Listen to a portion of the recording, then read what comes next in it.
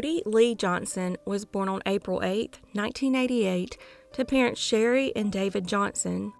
At the age of 25, Cody was living in Kalispell, Montana, and met a young woman named Jordan Lynn Graham at the church he attended. 21-year-old Jordan grew up in church and was heavily involved in her church activities, the church daycare, and ministries at Faith Baptist Church in Kalispell. The two started dating, and Cody was said to be very attracted to Jordan, but others would notice that she didn't seem to reciprocate these feelings. She started making excuses not to spend time with him, and others noticed the two never showed any affection toward each other. Despite all this, the couple got engaged a year into their relationship. They bought a house in Kalispell, Montana, near their families, and made future plans together. Jordan spoke to friends about her desire to become a mother and raise children with her new husband. Cody talked about being happy to have a family with a church-going girl. Almost everyone would say that he pretty much worshipped the ground she walked on and treated her like a princess. On June 29, 2013, the couple married despite Cody's closest friend and groomsman, Cameron Fredrickson, attempting to talk him out of it. Cameron was one of many that noticed their relationship was awkward. Jordan herself was awkward and standoffish and often answered questions with one-word answers. Cody was outgoing and loved life, while Jordan was oddly quiet and reserved, and Cameron strongly believed the odd pair would never work out. It was evident during the ceremony that Jordan was not your typical happy, excited bride. She wouldn't make eye contact with Cody, steadily looking down and not smiling. However, Cody was delighted, grinning ear to ear, stating that he was so happy to marry the love of his life.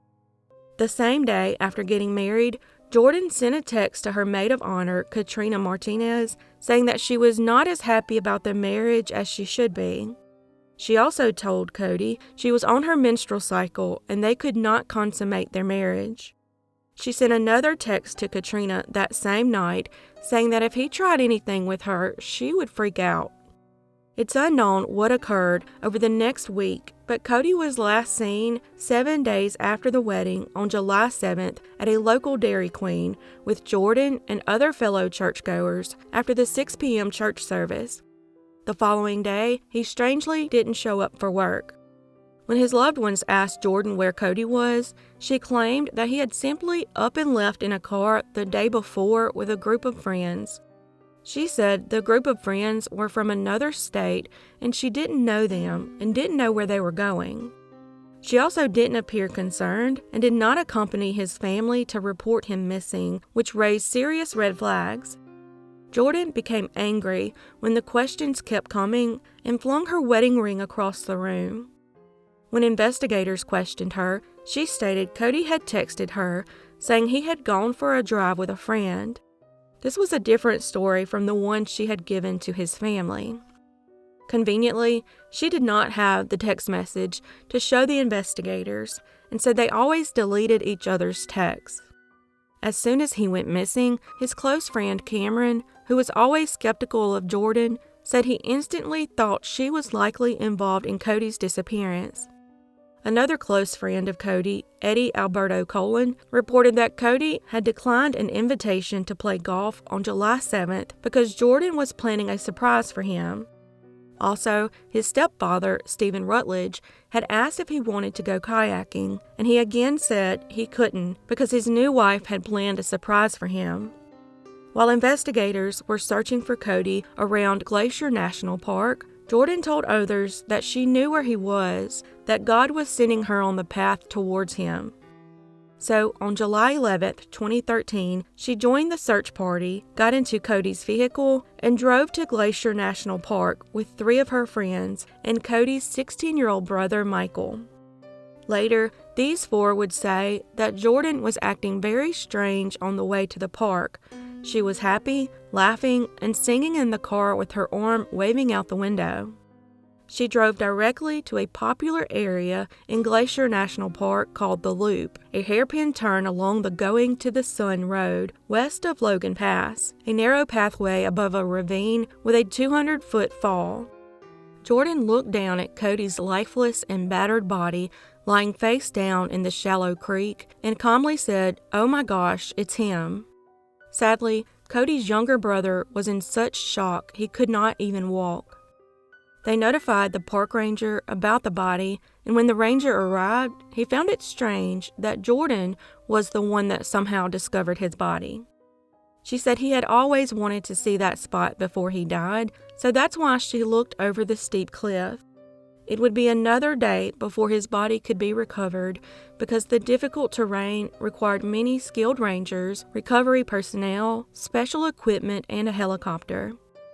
Meanwhile, Jordan told one of her church friends that she had received an email from one of Cody's friends. The sender was named Tony S., who wrote that Cody was dead and had accidentally fallen off a cliff while on a trip to Glacier National Park in Montana, and there was no reason to keep searching. She had to be begged by her friend to show the email to the investigators.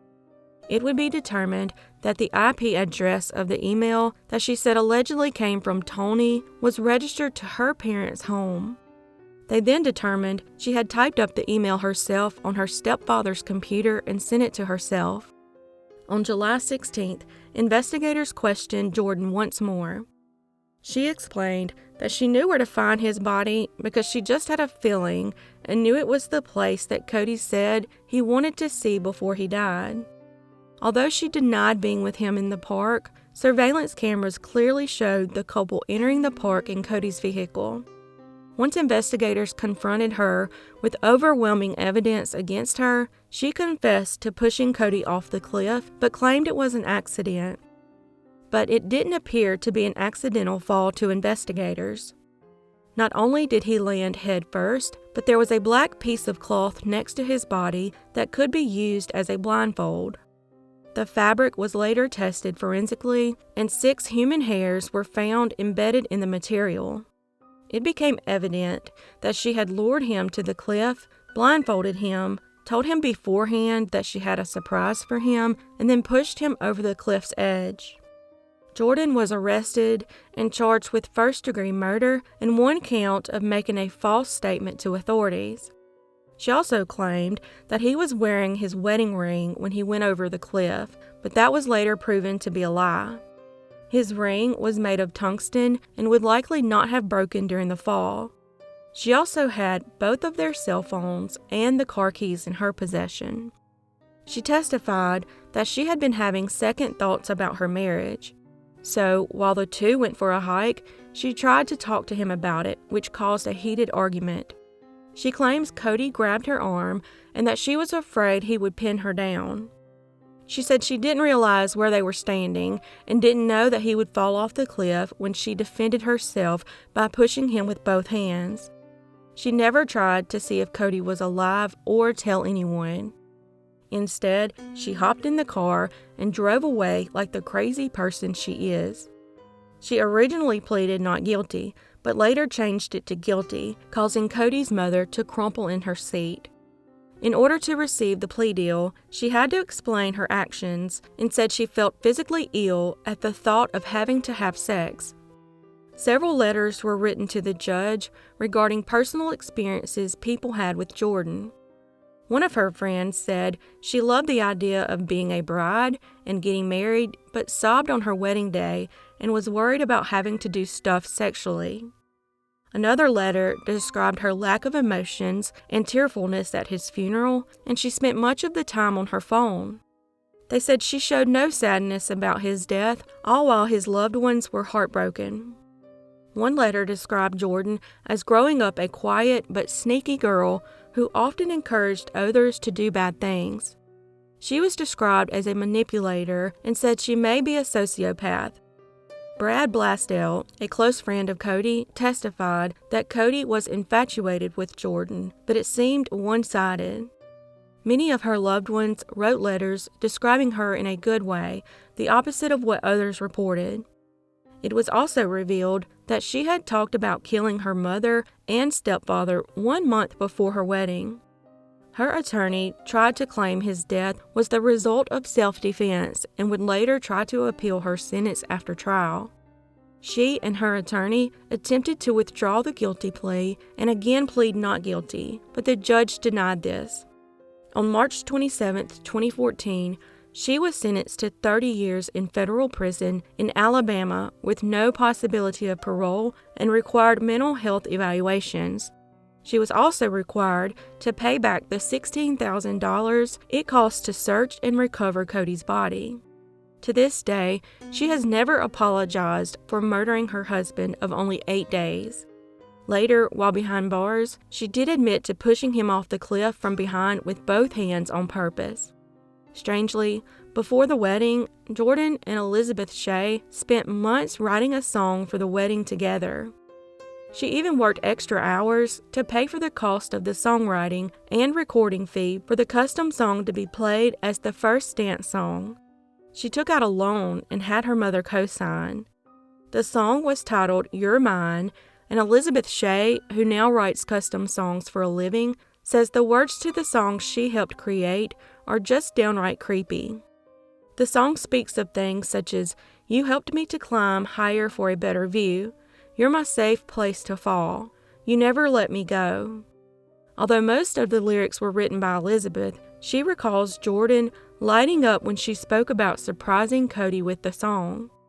It also is revealed during the trial that Jordan had claimed mistreatment in previous relationships, seeking sympathy by fabricating allegations of abuse by ex-boyfriends.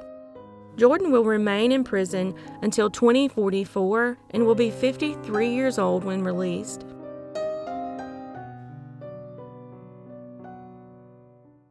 Molly Nicole Watson was born on December 15, 1982, to parents Timothy and Sandra Watson. Her loved ones described Molly as someone who loved to sing, make costumes, and post video diaries on YouTube. She was a talented and creative owner of Shine Spark Polish, where she designed and formulated homemade nail polish and sold it on sites such as Etsy. In addition, she worked as a substitute teacher and had earned 2 college degrees. Molly's first marriage would end in divorce, and while the divorce process was still ongoing, she became pregnant with a son diagnosed with cerebral palsy. She also began dating her former childhood friend, Amber Brady, who was also married. They both would divorce their spouses and spend 5 years together as a couple. During their relationship, Molly started working as a corrections officer at the Moberly Area Correctional Center in Moberly, Missouri. There, she would meet a corrections officer named James Addy. The two would begin secretly dating, and she and Amber ultimately broke up. Molly would then continue her relationship with Addy, and at some point, the two got engaged. However, Molly's excitement for the wedding was not matched by Addy, who didn't seem to care one way or the other. Her family was skeptical of Addy and had a bad feeling about him. He was very standoffish, would never look them in the eyes, and was very evasive. Several people were so concerned and unhappy about the marriage that they refused to even attend the ceremony. But Molly was said to be very much in love with Addy and was not swayed by people's concerns. Meanwhile, Molly hired a wedding planner and 2 women to do her hair and makeup for the big day. She requested a Disney-themed wedding, specifically a Beauty and the Beast theme. The wedding was to be decorated somewhat like a Renaissance with a lot of burgundy and gold. Molly had even purchased 2 wedding dresses as she couldn't decide which to wear. Invitations went out, and Addy was in charge of sending out the invites to his side of the family. Unbeknownst to everyone, he took the invitations from Molly, and instead of sending them out, he threw them away. But Addy helped pay for a large portion of the wedding that he knew would never occur. On April 25, 2018, 4 days before the scheduled wedding, the couple went to apply for a marriage license.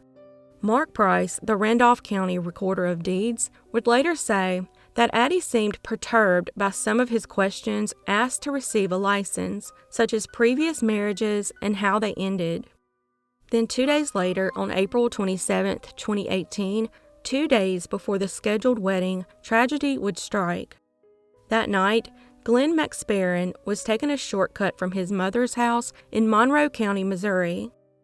While traveling the dark backcountry gravel road surrounded by woods, he saw a woman lying in the middle of the road. He was shocked because the woman didn't appear to be moving. When he called 911, he said he was told to check for a pulse, but he already knew she was dead and will never forget the look in her eyes. The body belonged to Molly Watson. She had been fatally shot at close range, and a gun was lying on the ground behind her head. Police ruled out robbery gone wrong because Molly was found still wearing her engagement ring. A marriage license was found in the car with her and her fiancé's name, 51-year-old James Addy, and the investigation led authorities right to him. The bullet was linked to Addy's work-issued handgun. He was arrested, and it turned out that Addy had been married for the past 23 years to Melanie Addy. He had told Molly that they were divorced and she had died in a car accident. However, Melanie was very much alive and unaware that her husband of over 2 decades had been in a 7-year relationship with another woman and engaged to be married. His trial was supposed to start in October 2019, but he requested a continuance, and his trial was delayed for another year. Meanwhile, Molly's loved ones had to sit on their hands and await for justice to be served for her senseless and heinous murder. Addy also requested a change of venue, moving the trial to Jefferson City, Missouri. Melanie Addy testified against her husband at trial and said she definitely believed he was capable of murder if he needed to cover up a problem. Although she said she never suspected he was having an affair, she did note that he never stayed home and was frequently away. The Addy family and Molly lived in a remote part of Missouri, but in different towns many miles apart. At the time of the trial, Melanie and James had 2 children together, 1 adult and 1 teenager. Despite saying she felt terrible about testifying against him, she described him as a selfish, controlling, and intimidating person. His 17-year-old daughter had to take the stand during the trial and did very well despite how hard it likely was for her. She was honest and testified that he came home late the night of the murder, appearing antsy, and quickly used bleach and washed his clothes. She had even met Molly once, who was introduced as his friend, and she had no reason not to believe that at the time. In addition, she had made her dad a t-shirt for a school project. That unique t-shirt was found near the crime scene with gun residue and Molly's blood. He didn't take the stand at trial, but read a statement in court during his sentencing, in which he read a love letter to the woman he had been convicted of killing. To me, Molly was perfect in every way that mattered. I would have done anything to make and keep her happy. Her smile was everything to me. He also asked for a new trial, claiming his defense attorney was ineffective. Cross-examinations were either negligible or non-existent. Most statements made by the prosecution were neither questioned nor challenged. Some people from her indie nail polish community contributed to her funeral cost to show their love for her. Sadly, the last post she put on her business Facebook page was posted 6 days before her murder. The post was a vacation notice that she would be unavailable for orders due to getting married that coming weekend and going out of the country for her honeymoon. Meanwhile, this sadistic and sorry excuse for a man knew there would be no wedding and no honeymoon, and she would never fulfill any more orders. Her father passed away in September of 2020, and her mother passed away a few months later in early 2021. Molly's son reportedly went to live with his biological father and stepmother. Addy was convicted of first-degree murder and armed criminal action. He was sentenced to life in prison without parole plus 10 years. I kind of think that this looks better than the 400. So, there you go. Bye, guys. Oksana Poludentseva was a mother of 1 when she began a relationship with Stepan Doljic. However, Doljic was behind bars for murder and robbery when the two met through a prison pen pal program. As she got to know him, she felt that she could help him change his ways once he was released. Her friend said that she was very much in love with him and was excited for his release so they could finally be together. After his release from prison, the 35 and 36-year-old married. The wedding took place in the Siberian village of Pokrovskoye, Russia. An after-wedding party took place at a private village house in Chik. However, the joyous occasion would not last long. Doljik, who was very drunk, became jealous of his new wife interacting with one of the male guests. He suddenly felt that she was cheating on him, and in an enraged state, he accused her of behaving incorrectly. At that moment, he grabbed her by her hair and began punching and kicking her relentlessly. Shockingly, the guests were too afraid to intervene and save her, despite his continued attack on her lasting for a very long time. A few people tried to intervene but were quickly held back by others. The attack was brutal, and scared onlookers watched as he beat his new bride to death. He pushed her out into the street and continued his attack. At this point, some guests felt safe enough to call authorities. Once authorities were called, he took her lifeless body and drove an hour away to Novosibirsk, Russia, and dumped her body in a ravine. He was quickly detained at the scene by the Russian National Guard and fully confessed to the killing, showing no remorse. He was only given 18 years for the murder, even though he had been convicted of murder before.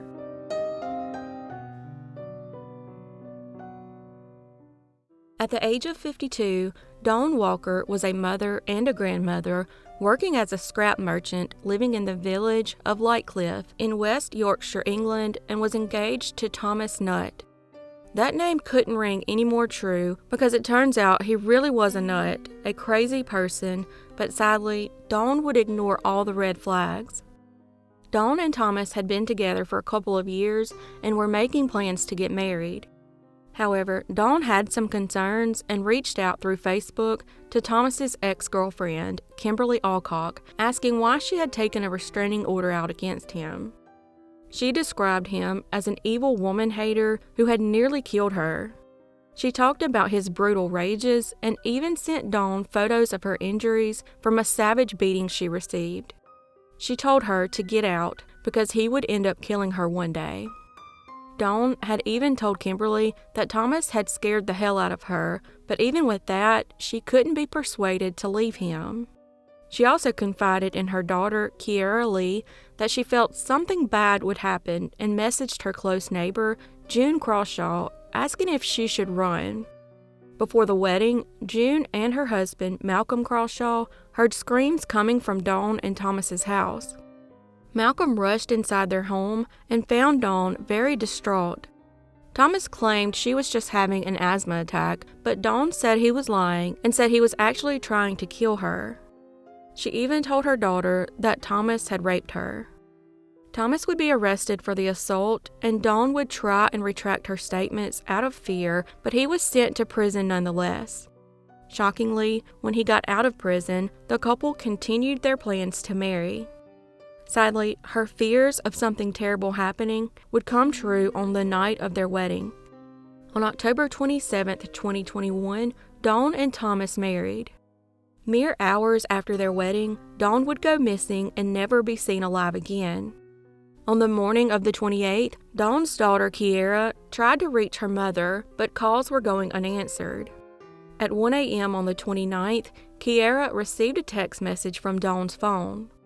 She knew right away it was Thomas because the text was not in the language or style of her mother. On October 30th, 3 days after the wedding, Thomas returned from their honeymoon, but Dawn was nowhere to be found. He then called the police, appearing to act upset, and reported her missing. He told them that she had left their house at about 9:30 a.m. to go visit her daughter Kiera at Wilkinson's shop nearby in Brighouse, but never made it. He said when they returned from their honeymoon, she was upset and wanted a divorce and threatened to have him put in jail, and he said she had mental issues. He initially told police that they had been on a 2-day caravan honeymoon in a lay-by in Skegness, where they had watched DVDs. A lay-by is a British term for a roadside site or rest stop. The last sighting of her alive by friends or family was made by her maid of honor between 10:30 and 11 p.m. on her wedding night, likely right before she went missing. On October 31st, Halloween day of 2021, the Crawshaws noticed Dawn's absence after he returned from their honeymoon. They saw him decorating the garden for Halloween and struck up a conversation. They said he talked about their honeymoon, but said they saw no sign of Dawn at the house. They were well aware of Thomas's violent history and at this point had become very suspicious. They then saw him pulling a suitcase into the field behind his house, which they found very strange. Upon returning, he asked Malcolm to accompany him to a cemetery between Halifax and Siddall to search for Dawn with him. At this point, June took it upon herself to find the suitcase while the two men were gone. Once she found it, she peeked inside and shockingly saw part of a human body. Instead of panicking, she calmly walked back home just as Thomas and her husband returned from the cemetery. She quickly told her husband what she saw, and he went to check the suitcase himself. Sadly, he was able to confirm the body was indeed Dawn's. Strangely, when he returned home, Thomas made his way into their home and began talking about Dawn's strange disappearance. Props to the Crawshaws for keeping it cool and calm and not alerting Thomas to the fact that they had discovered what was in the suitcase. Once Thomas left, they called the authorities. The suitcase was recovered in some bushes in a playing field behind their house just a couple of hours later. Dawn was found with severe injuries to her face and neck, and her cause of death was strangulation. The murder occurred the night of the wedding. After killing her, he stuffed her in the cupboard and went on their honeymoon to Skegness alone. When he returned, he stuffed her into the suitcase and placed it behind some bushes behind his house. He then covered the tracks that the suitcase made in the dirt and gravel. Unbeknownst to him, all this was being caught on surveillance video. Come to find out, she was still stuffed in the cupboard when he reported her missing. He eventually turned himself in and was arrested. At trial, Dawn's daughter told jurors how her mother and Thomas got together in late 2018 or early 2019 and said they moved in together very quickly. She said after that, everything spiraled out of control. She said she was kicked out of the house after she turned 18 because of arguments she and Thomas would get into. She said after she moved to Egypt, she returned home for a 10-day vacation, and on the second day, she noticed her mother was sick, and Thomas was shouting at her, telling her she was a different person because her daughter was there. She moved back home after becoming pregnant, and once again witnessed Thomas's rage. She said Thomas made it clear that he only raged against women but treated men with respect. During his trial, jurors were told that Thomas and his ex-partner had a disagreement over what to name their child. Reportedly, he got so angry that he punched her in the face. He then took her telephone and would not let her leave the house so that she could report the incident. During another attack, he split her head open and was charged and later found guilty of common assault. He admitted that he sent Dawn's daughter the text messages at about 1 a.m., pretending to be Dawn after he killed her. Her neighbors recalled hearing noises at about 11 p.m. the night of her death. They said the bumps and thumps lasted an hour, followed by silence for the rest of the night. He was found guilty of her murder in August of 2022 and sentenced to a minimum term of 21 years minus time served. Dawn's family cheered as the verdict was read, causing Thomas to become angry and start cursing them as he was led out of the courtroom. He will now spend the next couple of decades behind bars, unable to hurt another woman.